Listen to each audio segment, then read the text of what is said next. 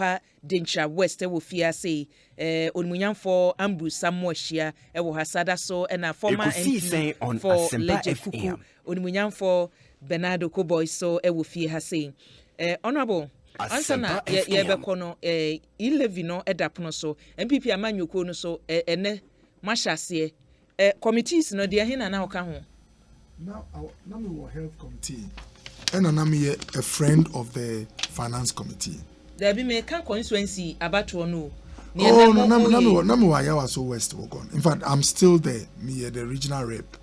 Ayawa so west wagon. Yes.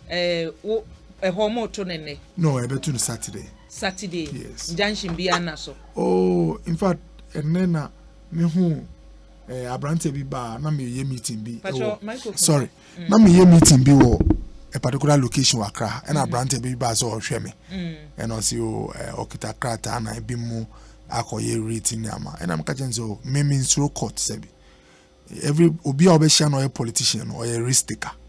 So me through court. But unfortunately for me catch and say me near the chairperson of the committee. Me a regional rep. The national rep and or the chairperson. So but I suspect say me na me bua with the polling station album. No, me na me the chairperson because I'm representing region. Okay. So that's the information you more they are prepare it. And I don't know how serious we take guidance from the top. I don't know how serious they will give that. But so I'm not interested in it. But this confirms what I'm saying. Say that's why in the past the courts have indicated say obi kofali rita and no automatic injunction. Say because of filing inside then aka because the courts know say obi a sebi abro won the team no mean can so obi a akoko no abro but obi a person on disrupt a process and now how no obetimi akọ file writ for injunction the case always no very mean person useless but unmeritorious but on him say assume say the filing of a writ of injunction is automatic. It means the fellow would have succeeded in disrupting your processes, even if they hear the case and it's a very funny case I threw away. That's why sometimes the interpretation can be some way. So me, all I'll say is that I'll take guidance from the top. But it's true, I heard some of your interviews. Me a politician. Mami catch up baby. Say see a constituency album as a one executives or to abano. And yet automatic say because you were in last album 4 years ago. Automatic say was say this time soon album. But what I say? In fact, stricto sensu, anka there were 200 police stations. I was say each police station who are in the current one who you are saying who you know. I was so bad now no be person compete wa. Ne pass no ntimi enfa nkona entu musuaba. So that say obi biti wa obi free mu na de wa win wa head wa bem. Sana moye no. Oh, tie dem can everywhere. No, I want to lay the foundation. Okay. Ko obi oti interview na jumen say na be say no mo ko yi microphone free mu because nipa na jumen say ade omo dada den na mo yi enti me pese me kite for say the procedure the reason why we actually go for election how to say album ni say once they declare it means that all those in the album there is no guarantee that you continue to be in the album. Pacha what I say.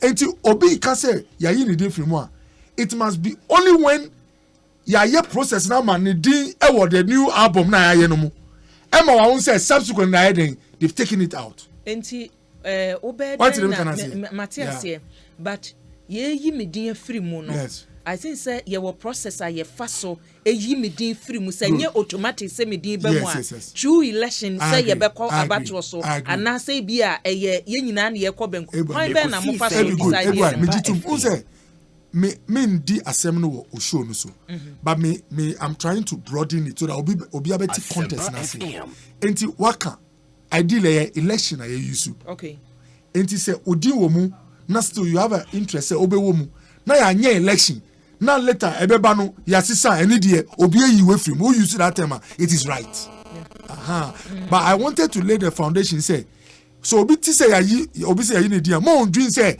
anka wo say obi a wo mu titi no nsanye den enwom but say ebes exactly na me tie report no pa na mpesa me te ho no say omo die nti na omo susu say wo say omo din wom na paka bi say omo no omo say ye ka kire omo say ye be maintain omo no good old executives omoa na wo ho no ti onu nu nim se ni din wo ti bia information no munya ye no na say change bi ba mu a so say one obidin free mu wo kwan obidin free mu e wo kwan boni so a Okoboy will not support it. Okay.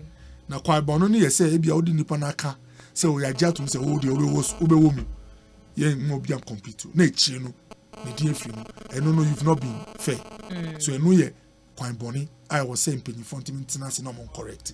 Me ho say I had one or two who came to me say nanka omo they were looking for no mo per election and ambasso bank or make compete. I try to resolve the matter but why yeah, sometimes it's good to be forthright. Professor forthright. Obe can say no. Lejokuku were about 347 police stations. Do you know what it means? It means just for Lejokuku alone to get executives into the album. If we see dear democracy no say no na okita krata and process election, it means in Lejokuku alone you are going to conduct 347 elections. Everywhere. Now guess what? Each place and one election. Each place a 5.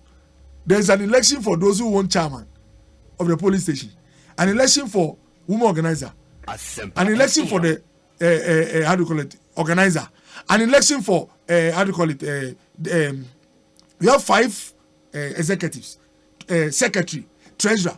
So the point I'm making is that Lejokuku has about 1,600 or 700 police station executives in Abo. It means if you are going by strict election, you are conducting 1,600 different elections. Realistically, no, a nuclear can be problematic. So what happens is across board, there's a lot of negotiation. Oh, ahano, everyone, or your organizer, or so be cobium, or born home or deal. Now, I can say, Obia and Faunco. But if you are now, oh, me brown or one, or youth organizer, but they be a or 2 coin or a brutary. But by do election pay. Na somewhere somehow or see or no one of betu aba yet make us say we being contesting because the person you no be obey juma or no say there also on to me say or no call election. So that's how it is managed across the country. But catch ABY say oh ABY obomodin obi an contest no china abom no bana we free mu a eno yan fa won di.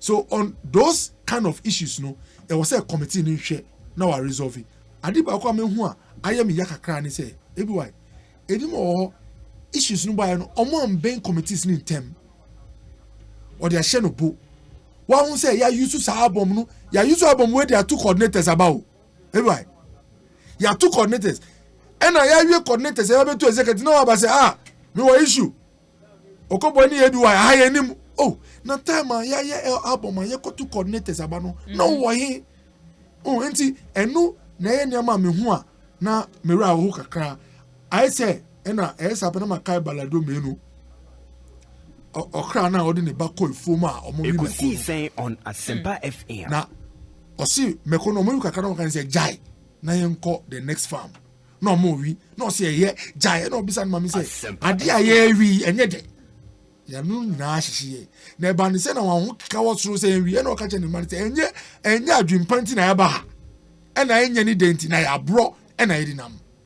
And sometimes no your party ni na me who say you've allowed all these processes to lapse. That time I ever be ye dear Sebi obia ni woso aye the constituency elections. No wa for court. Why say me show di na misumao ana me raho. Nti mesre party for party no eni obi di ache obi.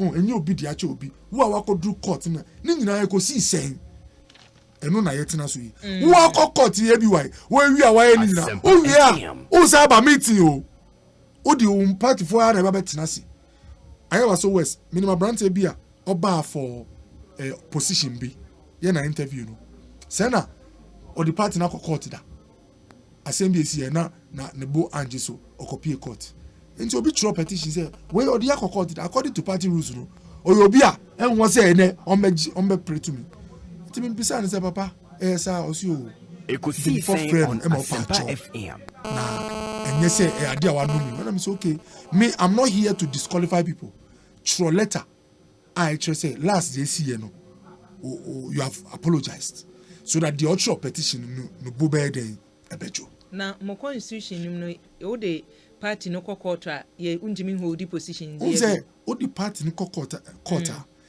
now one use the internal systems are the HN said Sebi you've brought the party's name into disrepute enti obi betimi afa no so ye wo provisions in the constitution IHS said to be in good standing and what's on to Amoah ebe ma party no nim agwase ana ye din be ye din boni enti I was say who follow steps no exactly now kwa to the latter na wanya response na court exactly and no dey only problem in fact who say Sebi you can't reasoning the objective person you manage party Sebi you reasonable people say case about John Bodu in him Michano very hard working secretary case about John Bodu no who say you be a call constituency committee and few what your national reply cry amount what regional and few national na choko pay quarter osha I don't believe that John Bodu will treat you the same as people feel the next step no high court but what I say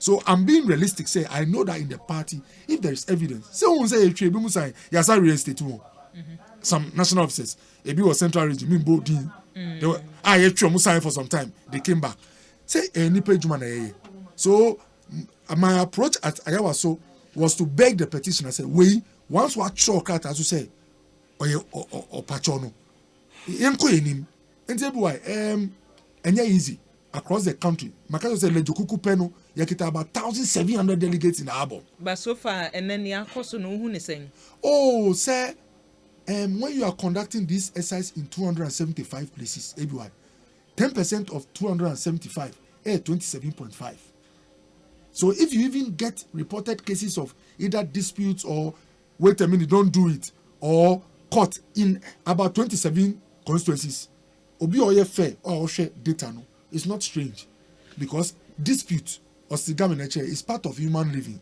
sana yeti ebia nipa wono ukwa obehun se ntokwa kakra wo nti I always say that let's be fair to each other one treat obi fair na no bufu politics obi bufu pe fortunes conform nti mesre this the time for work for obia oye regional rep every and any constituency obia oye national rep mesre let's try our best to hear those who have complaints or conflicts.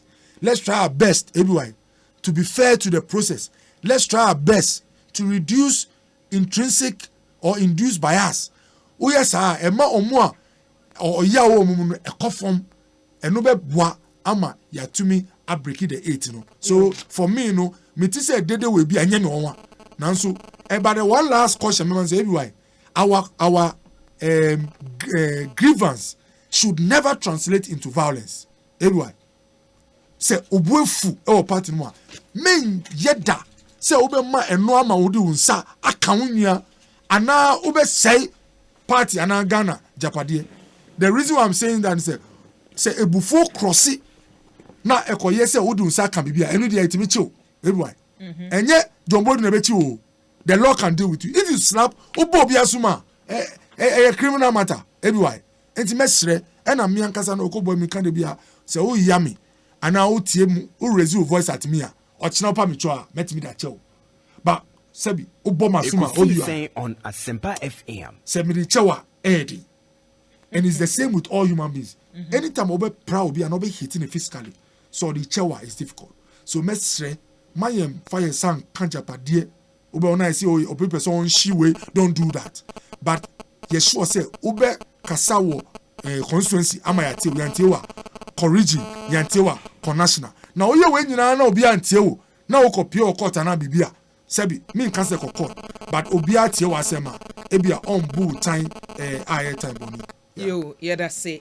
Abusia Honorable Bernardo Boye na yatene nkan former MP for Lejekuku mamenko Honorable Ambrose Amoah-Ashia so na onto asome before that the Okoe can say no make issues be me person me can be so to just this John Mama nimba me issues oh yeah no say on so we ya no to us no man say can me ya no ansa na waba na on owie ya no bowrem the Okoe we hu say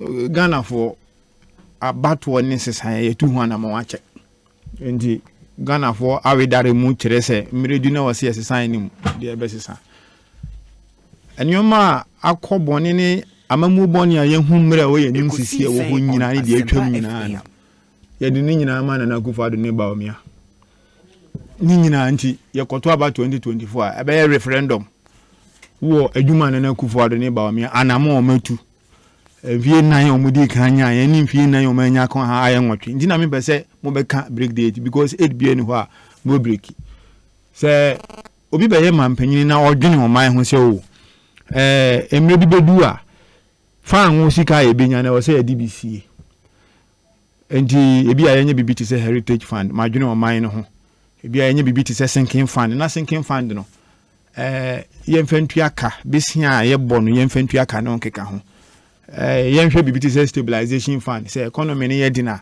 yɛntua na money emphasize ka no sisi economy no infrastructure fund ne de ka ho yɛmfɛ ne nyina nto sɛ nipa wɔtoto ne no nyina kama na Nana Akufo-Addo ne Bawumia ba na ne nyina yɛbɛtwe ne nyina ase ma ne nyina yɛ basa na wo sɛ Bawumia ɔtiapo wɔyɛ kama mama de wɔyɛ fan ma ne mom na dwuma em sɛ na oye pick and choose you can't approbate and reprobate uyi we no afa we no afa we de ya mi de wom nyina ne sɛ Bawumia kan sɛ bebre besia kora mo kan sɛ mo ba mo mu besia wasi wa ye adwuma Bank of Ghana da sika no ho hu hia sɛ bobo besia de ko boye nyina yete even bibi te sɛ e-levy o kan sɛ hu hia sɛ ebetu na mo ne agi e-levy oba osi di no na jompo ma gisafo no de akoma IGP de ato ho ena yenim se ne nyina atie enye ntokwa enti clearly Bawumia nya obi o credibility Ghana fo gini di a enye ye bio ye po bi e be gina di pa ma bi aye kama enya dia should I say twisana statement okay ye gini di a enye ye gini di a enya dia be yi enti sometimes I hope say ye betinetine sa ne o ma bibia aye kama yɛfunu bɔni ni sɛ wasaw yɛfunu bɔni ni sɛ ade a wasa na ebi an person confirm we de mama de so ko bɔ nso be confirm de ama me mo ba na moto no police ni na no gina boot no mu no oto aba ni bi onye police ni no ade police for issue statement mo so oye guard e wo municipal assembly hono mo onye police ni debi onye police for atade na ehye no oh debi atare ehye ni nye police for Mr. video no san hwe bio say o si police for issues o statement no wa ha agbashi nu twum mi abe ma agbashi nu twum Ekosiisen video no ma videos no so o ma send bebre ama me producer Dominic na agi information no ma me na police for statement no o me producer Dominic na agi information say police for statement no ha police for statement wo ha mon kan na ebeboa hu no ni so e police ni wo hu o da bi say nyame so okura hu first na ka so e police ni ukura hu ni first na ka so e police ni se de wo kan ya mpa mpaboa na ehye nam ka se mpaboa ne se na police atare free bibi phenomenalism the thing as it appears in itself hu ye no hu ni perfect say hu akwa wonya police ni obeye police for first statement na mra say police for statement ne maya no obi gidi so e police ni ya mpa so obeje de san say adansidie bia maya e kire say onye police ni nti say adansidie bibi wo ho mo mfamra but everybody ekoso no abomi hu say yakoto about 2020 na 2020 about why to ye no me to mo na mo wo me constituency at least upper than is ni upper than west there me di ma kotene keka me ho pa say ye bebo anu nti ne yenwini upper than west parliamentary seat no for the very first time me chairman constituency chairman Okoe ni omo aka cross no my million me good afternoon 2020 about we hu no tutura sem bebre wo Ghana ha me constituency me kai pass MPP for ko fa sa invincible forces ye to aba wie 79 nwumre no be 3 days na yakan nyina agudam ani ntimi mu bo aba no de omuye no watachi mai de omuye no secondary ene miamia aka takwansu ayem nyina mbe ye bi wa Padencha West me ka mafia adwuma ne tutura sam ne nipa bonifo a MPP aban de omutu anamo bra ne ye to aba no ndi na me sha se me ka kire se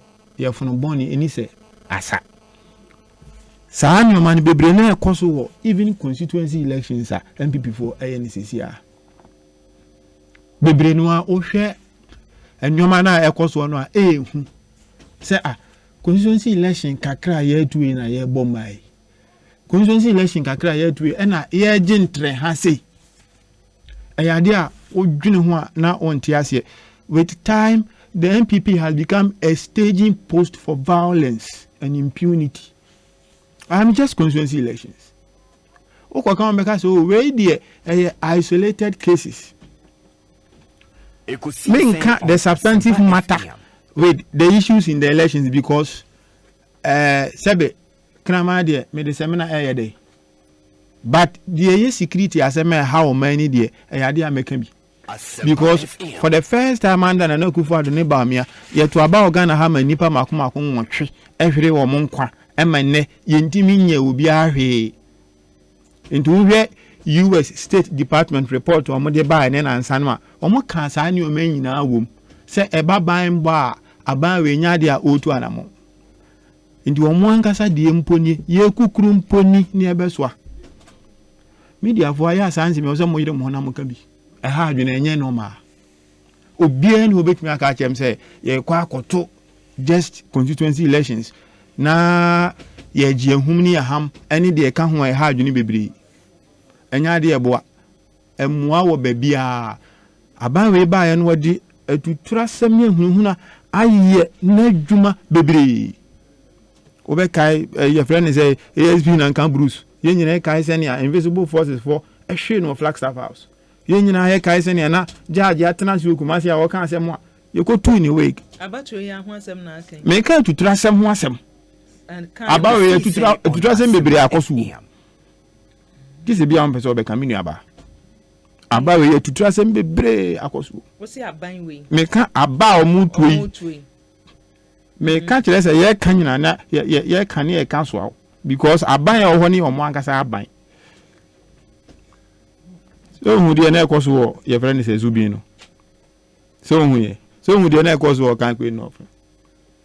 Me ba be we mebusa do to Boye asem about age a omudi yi constituency and national youth executives and south. So at the abawe o ho kwan se obebo Ghana fo nyina ho ban.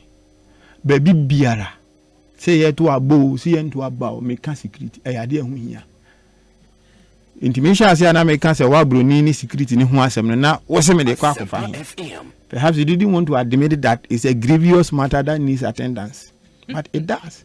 Oh yeah, because multimedia for bra obi ko kan papa no a wa modon mama ntimi no multimedia for kwa abontin ko ye interview. The topic here ho na. No, what's man American make security.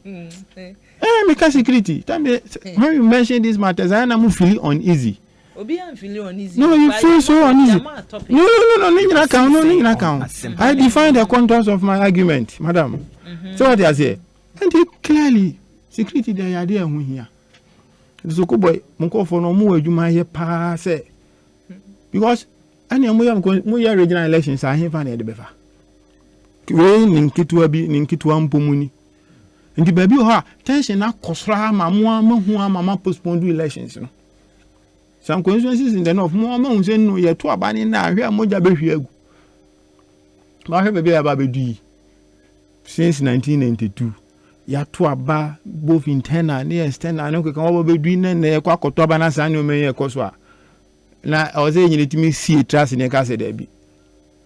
But Nina Suka, a courier pay you. Look, boy, where you obey Yano, mammy. Why not to me too more banibi? Because complaints no eba say oh me didn't free album my doors. Don't go behind me to be. Oh me here education wo. So be a consumer executive. Nidi me wo you register at your friend album. So if you offer police station, let's say a fair police station no Dawadawa police station. Nko 5 no mo din e wo ho. San ko why. So designation. So you have the chairperson. Ekosiisen You have the on chairperson. Asempa You have the organizer. That's right. I think you have the women's organizer. You have the treasurer, and I think you have the secretary. Okay. So these 5 people, they form the executives at that polling station. And to also because they are in the different, which means no register na war now before this new process. it new one I pie no okohwem na wa ho ne din a se obi contesting no ena nipa ne unifro de obeti ase ba e bia ya ka chene se wa na woko na e chi ohwe na onimu a chese bia ya mafia no nti uti so obi ka se medi nimu a de gina so no be wo mu no ye de yan contesting no nanso ya yi ni na to go bane ne e chese mo ankasa kura nche chire wo se mo yema mo nkofo no ti ase de ekọ ne de ba no mo nye ni ye nti nchire no ato sini nchire no asini trase nti asini trase saa ne duru ho a na ebi mu nti omo ase mitie o boys bi ana oba na obi ka se ndini album no o me nto aba ne da in one of the constituencies na brand here ba ko ka se ni dini pa anim de enya de obehwea me ato aba no adenji na wo se basa enti problems na bebri no akoso ni nyina no bebri no a vested interest because why obi wo MP a woni se saa ba we ni eto a se obeye MP bi wo na onye MP bi o no ejina saa ba we so nti nya de a obeje eja no ho amanyoma afanase nti mihwemu a MP fo na o mo ayese ye friend say akoto a o mogu kura mu no ye twetwe ye ho ne ye mumu a ye ho saa se ne be ya apede ne ho keka ho ne de edi mu nyina no ebekọ de pose ekọ ne ho keka ho enti obviously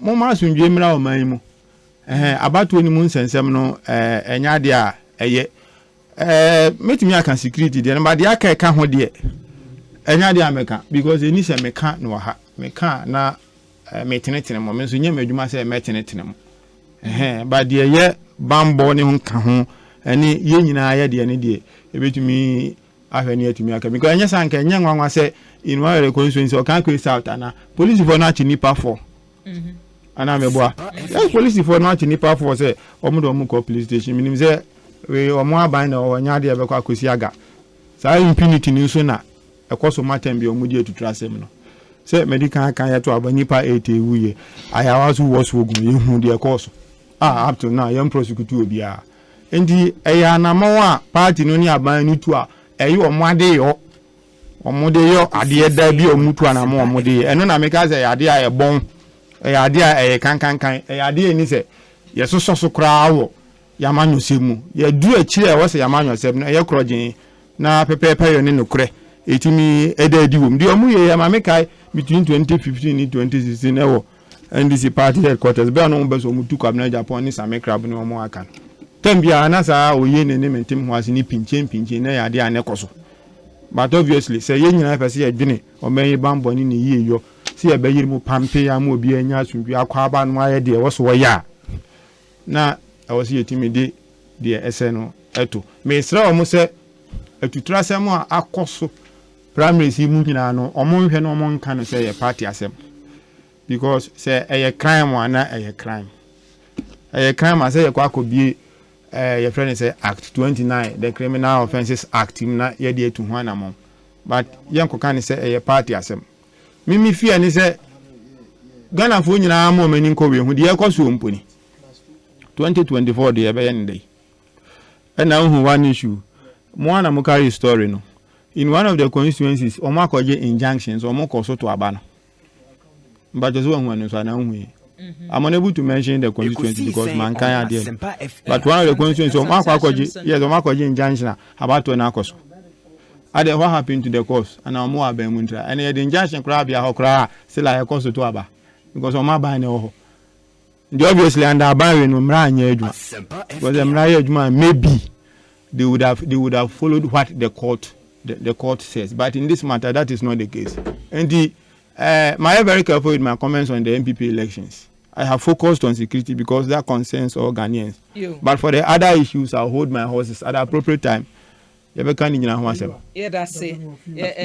Dr. Kuba, what can I say? People, look, man can't say. Honorable, man can't say. Ambrose home deco. Say, what's the diner we na a fe na ube see moi. Mamencho baby a ubenya and niema. Say a year o bathroom and I pese. Accessories abudi siesi obi wura ho no mo a to da ne wura ufi anema wo ho chese wani bi anase wani miye wo pe niema no ne ye ka se stainless steel stainless steel sink papa ena unse ye wo bath butcher wo ho no mo anan kwa menka ne say ye ka ne shower cubicle sa na ebi so frɛ no uhyemu a oh ya wo ba ku bi wo ho Ekosiisen unya on ne ba bia FM. Ambrose home deco na ubenya bi sɛ ne wo masia no kama me adanse we ne ehu ne edi hu adanse eti abusua wo de sɛ wo pɛ sɛ wo try wo pɛ sɛ wo sɔhwe a Ambrose home deco o se begye niema wo de besiesie wo fie efri wo bathroom ekosi kitchen babia niema wo de siesie ho de sɛ ye sinko sɛ ye toilet seat basin sahoro ni nyina ubenya bi ewo ho wo kumase wo patase oni please depo no ene di animhwe ginya se kwan no so ho no mo a enkran ha so wo kantanka automobile na chese achimota kwan no so ho a kantanka ho de enya yira kwan wonam sa achimota road no so wo yadu new plan ho no mo a ehwa Ambrose home deco eho eno wo kwa aniema ewo ho no Italian brands brofo mo de ahye ho no Italy niema nko a ena woton bi ewo ho adom malakio adom natural tonic adom lady care capsules ni nyina dependable adaroma en wode abadwa so ba se wafichi kromu wo hawo a adom lady care capsules ana se mixture no choose your choice wo mpe press no a na waje nsuo die no ena wo be ma so a me enkasa wo be ma mpa Asempa FM. adom natural man capsules and as a mixture no ena eboa adom natural tonic eno eyemojadru ene wo adom malakio misrew echi die duru no malaria duru no ukọ hospital ye chest ne ka cho so wanya malaria na ubefia adom malakio sabre no ena wonum bie wo abi ni o shop mo no say ye pharmacy shop say ye herbal shop number ni 0242 223555 and your friend ye bedroom mo wo a waye illegal connection wo fie no announcement ye wo dia wo so a wo pesika agu botomu announcement wo dia wo a wo pesika ene ne waye illegal connection sa waye illegal connection a empanimfo a woda electricity ano ECG mpanimfo se ye ba wo so ya sheda set up a task force ene ye de wo ba na task force na adwuma mo be ye ne se ye ba ne hwehwemu a ye hu se waye illegal connection se muntie ye se abadwuma bia e wo se light bill no mutua eti se mo antua na anu uhu airport de na anu parliament de ho nyina ECG fo aduru ho na wo so a area na wote no wo suspect se we waye illegal connection wo de akokache ECG fo so mo kona pa waye illegal connection a sika no aye gene ye ma 6% Ekosiisen on Asempa FM. enu nti na mse wo a wo pesika na we wo da wo fie na wo je cash wo kwa brichi amerewafo no omdeda da mu a wo di nsamone e report no wo pa ye bi Ghana wo da wo fie na fo wani toto ahu se akwese ne osu light rough yi na toda wadum abonten na dem light wo suspect na ko report no 6% ye de be ma wo ECG for ne wo ye no doctor so mayen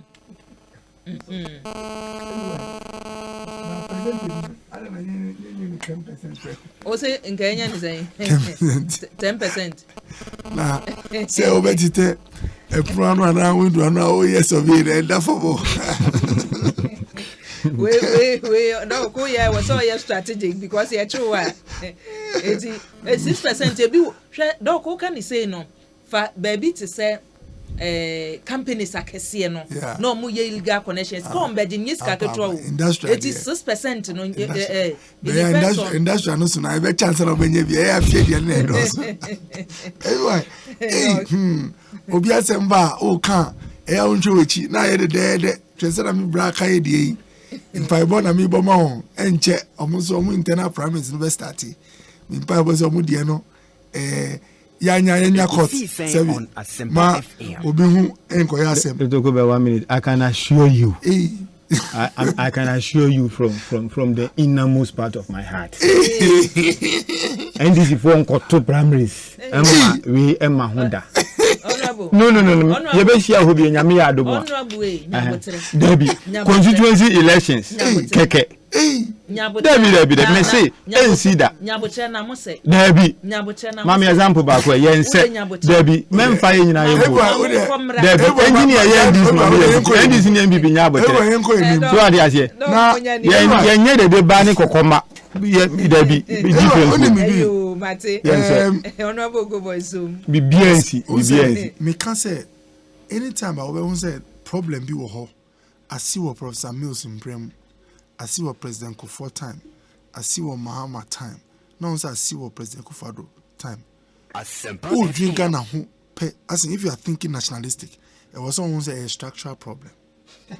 So the first website say, what creates the environment for that problem?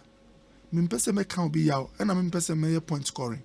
But anya elections are conducted under previous regimes are very violent with gunshots, people running for their lives. Ekosiisen on Asempa FM. Franca. You know what I'm speaking about. Maybe. Oh, I will not go into those things. Ghana for bread, sardina, and this is that. No. They say me more being tempting me to go that way. My catch me more kasa this year. All the time, me say me kasa in the way at the OT and nobody say I'm coming back. Me say me kasa in the way at the and then why gentleman. Honorable Boye, kasa na unkwa microphone dem. Every point I mean, and say, yeah, one yama created the environment for this aggression, violence. Makanda, obi timia, makache Sam George or Eminia say, yen team together to take a private member's bill. I didn't think your maya ya catch a say a co-elections, not presidential election, a conflict, and not dispute on one. You are setting man say it to be dealt with in about what? There's a day, is it 45 or 60 days? But about parliamentary, you can't free. Your maya, your history about custom IHS say, Obi co-election our winning. Electoral officer nobody our kwakọbọ ebi akọbọ eno na nanfo eno ka ebi wa. Ekosiisen on Asempa FM. Figures ni bibi a kire say akọbọ na wini. Now so because na no fun yeti, mra ni say this wa ko fa high court. Ebi wa ti remi kan o. Enti ya your man ya history no abakosem a kire say sad no tuwa. Papa no time a court kan say we win no. Ebe say na do amu yesi e fe na amu na bibi. Ayewa so. Isaac Amu. Now, I think I was told about 6 months to the end of that parliamentary, how do you call it, that parliament's life. Now, everywhere, if some Maimuna or Timwa, the answer say, Obe Pese, Obe Collection Center, it be a Kokobodi results, no. Obe Fair Bush for them for Mumbra number Buamio. Now, say, letter officer way, or Wagadria one shana Sematu, everywhere. And to Okoe, my proposal say, Usha, and it's true. Election way, violence and all happen at collation centers. Virtually none at the polling station. And why collation center? Because Sebi, NDC free say, hey, ebi aban wo no police be dia mano. Enti na obiaka, and it was on radio. Go to the collation center. Make sure that you are not cheated. Anytime you have a lot of people gathering at a place. And it's true. Look, me catch yourself. If we want to avoid this in the next 10, 20, if we don't do what I'm saying, everyone, forget NDC MPP. It can happen. If my co-election, now your Mrabi can say dispute bar, it should be resolved in 45 days, like presidential. Everywhere, I'm telling you, Kobo, me co-election, me Jimmy pictures, I'll never step at that coalition center. Me call that coalition center, all my 2 elections, for 24 hours, not many is on. You are suffering. Why? Because we have a system where mikatameni na your body na your mistake cry. It can take 4 years before it is corrected. So I'm giving a solution. It's not. Sometimes we have to think of the country. Everywhere. If Emraba or China say Ghana ha a dispute for parliamentary election will be resolved in 30 days. Me Jimmy pictures I mean for collation center da. There will be no violence. You know why? Because pictures na make it no. My friend, lawyer, I see Shami or court. Now, my catch judge, and said, G, all the judge is supposed to do is addition. We also go work for it. And so open Nungwasi, I make a say, why are Bama no continue parliament? Bible can, who continue nim, now I catch us a quechia. There is no honor in it. When you have Ukita Humpa, Okoe, now I bet for him, Sebra. Now, we are MP. Now, the letter officer, Koyokululu. And now the soldiers and now police go kululu. Now your boss got to parliament. Now me show. See what me them. After 1 week, now my catch say sham your court. Imagine I swear we in. 45 days is he parking a coffee. This is what we have to do as a country. Otherwise, everyone, I am telling you on this show, write it down. In the next 4 elections, 8 elections, 16. Now we should say Adiama Ejemua. Now Nkwara Wajai. we don't pay baby no mbu no na here ultimate correcting beno. How can we fix a term, a period for resolving the dispute with the presidential but you leave the parliamentary? That is the problem of this country. Let's fix it. And all this violence, only because elections are police station elections here or many places, so it's difficult to cause trouble at the police station. But I see Lejokuku in Anshia or police station everywhere. Population Lejokuku is 500,000. If even 10% Eshawa, you're talking about what? 500,000. That's you're talking about 50,000 people. When 50,000 people meet and they are not on the same page, there is violence. So let's calm down. Let's identify the problem. Let's proffer a solution so that even if you have sebi electoral officer bia or no dear nitare nyina green, black, white, and red NDC colors are Michelle Collation Center. Messi no makoda. Do what you like and I'll meet in the court. Say NDC said there will be a koda. I say mato. Tell my Becca say ebi why say na una odi MP no. Na parliament ko ye am a speaker coffee. Na o victory news no be to lawyer ka. Ni nyina ebusafo Becca say okra wa ebusia because ya jin kofo sika dia wa akodi court case. So that is the problem we have. And finally, remember if you talk akra Asempa FM. It's not everything that you can control as a human being. Why? There are things you cannot control. Sometimes faith is also important in the things we do. Ebi mu di omo shadi mu so much thinking say ono timi secure nkrofo e wa album no mu a che say o china no be candidate. But what I say? But everywhere abakosem boa. There are people who have omo creative album register no in their bedrooms. They went for election. They were beaten squarely. Biblio instances abound. You remember example. Obi wo or no your album no. E woni dem executives na omo nyina she white or the omo di kunim say any team or the aba aye album everywhere. Ye ko election no ye yomu from metimi abodi. Nanso e sa dia obo ayi ntokwa any o na ba ntimi mbo ha. So please, sometimes let's believe that some way somehow if God says that it will happen. Sabi let you go until the Sebi, me nko ebi nko say we me pe no. I have interest, but I'm calm because it's not everything you can control. And lastly, no, o can be say, o can be say 2024 crown drew here, and way. Let's be honest. Anytime there's competition, it can create tension. 2024, Jechi Kwesi mu can say, we are reminded that the process is not December 7th. All processes with filing and all those things matter. This process. Who constituency say bantama sebi if omo kwa album no onim say enkrofo mo do e na omo akoma majority onim say eventually you've ended up in parliament because when you win the primaries and this is Lejokuku the same with K2 South they say me you we odi on free am odi on free mu na ma fa e bia NDC strong there are some constituencies once yes there are some constituencies if manage na wa dofo call album mu what than MPO the reason is that who will need primaries or what? Sebi and see that say Abia MPP are winning or and a margins no share say you are there. The same with MPP. And those places no. Oh, 2024 as one with tension. You've not calculated well. It is today that it starts. Yo, yeah, that's it. Ebusia Honorable Bernardo Okoe and Honorable Bebem na Mamifa GRE for Nkai Boye Ntwam. Ghana Revenue Authority mpanimfo say oyo obabunu na wo ni swade hu say wo bebie adwuma kakra wo pesa wo ye bo ankasa wo adwuma so wo pesa wo call into manufacturing say information communication technology and say agro processing energy production waste processing tourism and creative arts and say horticulture and medicinal plants a ehyehyɛ ya wa ye nie emfie numu edikan no say wo mampanimfo te a tax exemption no wo ka ho ye be exempted from paying tax no taxes ahoro we say utua 5 years na ye yi wafrim after 5 years no so depending on baby a wo ye wadwuma no so no ye won hyehye ye ma wo ne wo be ye nie wo enkran anase tema tax we say utua no 15% and so e be yira be ye frim say wo other regional capitals no so a 12.5% and wo other regional capitals say ebia northern region in importemu 5% and ye free mu e de amount.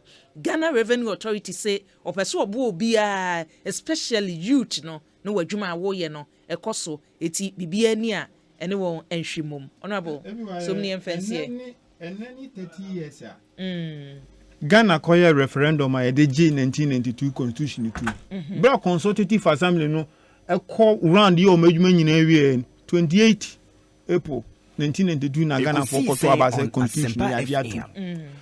Since ye constitution to 28 April, ye koto parliamentary elections no November obekaya, ana ye to presidential elections no December. Efiri ho ne anya ne sabio. Aba ya to aba nyina no election bie ni ho ya to Ghana ha nipa nwotwe ewu on election day da. Sahade no akam kese a ebia ho ma na Akufo Addo ne ba omia. Na de ya wo mu kura ne se sahade na esi ye ni ntimi ntwe obi aso ene. Ntimi ni da to ko ba nya adwene so ka se tension ye to aba tension ba no keka. You see na Akufo Addo ye to aba ma anu we ya o ka se no so some few Ghanaians lost their lives. Ho na asem ni nyina si ye. Na tete bo ma ye bobo omuto ni bo ma ye bo omuto wo machi. Emra be na organ ha kire se ye to aba wie ni e kan o police station na wontimi nko. Emra bi ani ho sa electoral laws na nkan. Wo ho kwan se o kogina ho me e kan aba no. Be bo se nipa be kwa koguo bebre se ye ka se constituency wo nipa nyina nko. Constituency be na mu nipa nyina na kogina police station. No say argument me nti ase. Ba se ye announcement se mu nyina mo. Why na ye announcement ni ti obi an announcement there o se ye ku omo. It cannot be. Justify no any justification. Yes, and up to now, will be awesome. Because they say a comma about whoever said that humans out. And clearly, Sadiano, a better hold down me at the Akai Baumian and Akufo Addo. Say Moja Shegu Yanni Moja, Tembiano, Ambrose Susade and Agana for Ayomosa. I dear me about a hard we can't justify it anyway. And the more Bianca say, baby, I had to a baby attention or dear baby, I have a bedri. And I mean, my date first referendum. No, yeah, to a baby drew baby a baby during and netted in your money as who be. I been see a hard die and the attempt be a Becca, Dr. Mahmoud Bomian and Akufo Addo, so Mumber in the pound what we had to about Monquan or Ghana.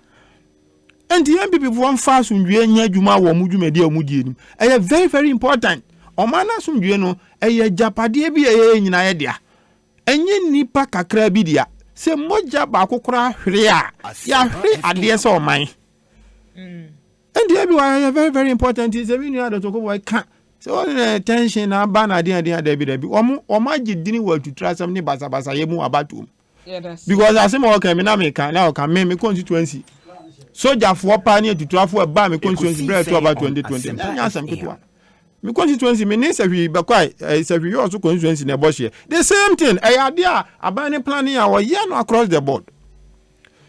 But me sure say 2024 Ghana for nyina baby ye ni na the sene fatana na ma osie tu no. Na yetimi etu ama Dr. Mahmoud Boamiane na Akufo Addo abanya asi nchecha emfa so bi amre Ghana for no. Yetimi etu ho na mo ne ye firi ho. Me ni aba. That's it. Ebusia former DC Emma Omanfo a owo afadencha Weston Wenyamfo Ambrose Amoah-Ashia na yete ne nka no. Sada so na former MP for Lejekuku na National Health Insurance Authority na Okoe Onumunyamfo Dr. Boye